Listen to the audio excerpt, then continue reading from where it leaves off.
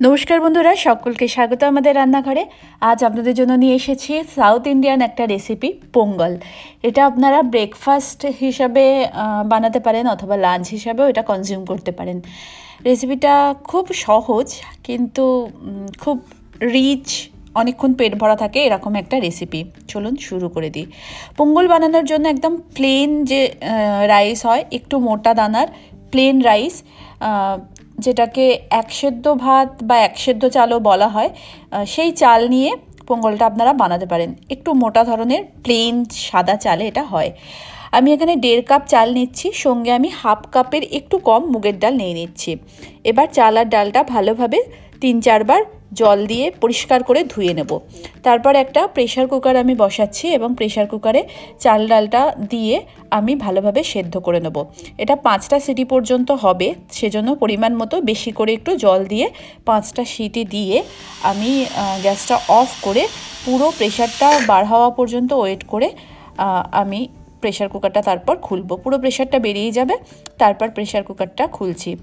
পোঙ্গলটা একটু বেশি পরিমাণে সেদ্ধ জাতীয় জিনিসটা হয়, এটা যে কনসিস্টেন্সিটা যেটা হয় সেটা একটু বেশি সেদ্ধ টাইপের হয়। তো দেখুন, এই হলো আমার পোঙ্গলের কনসিস্টেন্সি এবং এটা রাইট কনসিস্টেন্সি। তো পোঙ্গলটা সেদ্ধ হয়ে গেলে আমি এখানে ফোড়নের ব্যবস্থা করব। তার জন্য আমি 2 টেবিল স্পুন ফুল ঘি দিচ্ছি। এখানে ঘিয়ের ব্যবহারটা একটু বেশি হয় এবং এটাই মেন মশলা। তাতে আমি 1 টেবিল স্পুন ফুল গোলমরিচ দিচ্ছি, আর 1/2 টেবিল স্পুন মতো জিরে, গোটা জিরে দিয়ে দিচ্ছি। 1 টেবিল স্পুন ফুল জিঞ্জার, একদম ফাইনলি চপ জিঞ্জার ইউজ করছি। আর বেশ কিছু কারি পাতা ভালোভাবে ধুয়ে নিয়ে সেই কারি পাতাটা দিচ্ছি। আর 1/2 টিস্পুনেরও কম, 1/4 টিস্পুন মতো হিং ইউজ করছি। আর 1/2 কাপ মতো কাজু ইউজ করছি। কাজুর জায়গায় অনেকে এখানে পিনাটও ইউজ করতে পারেন, বাট কাজুতে এটার টেস্ট বেশি ভালো হয়। এটা 2 মিনিট মতো আমি হালকা হাতে নাড়াচাড়া করে নিয়ে গ্যাসটা অফ করে পুরো ফোড়নটা আগে থেকে যে সেদ্ধ করা চাল ডালটা রয়েছে তার সঙ্গে অ্যাড করে দিচ্ছি। ফোড়নটা ভালোভাবে পুরোটা অ্যাড করে দিয়ে আমি পুরো পোঙ্গলটার সঙ্গে ভালোভাবে এটা মিশিয়ে নিচ্ছি।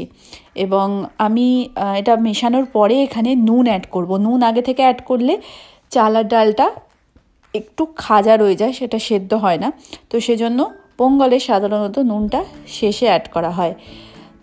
মিষ্টি পোঙ্গল হলে এখানে গুড় অ্যাড করা হয়।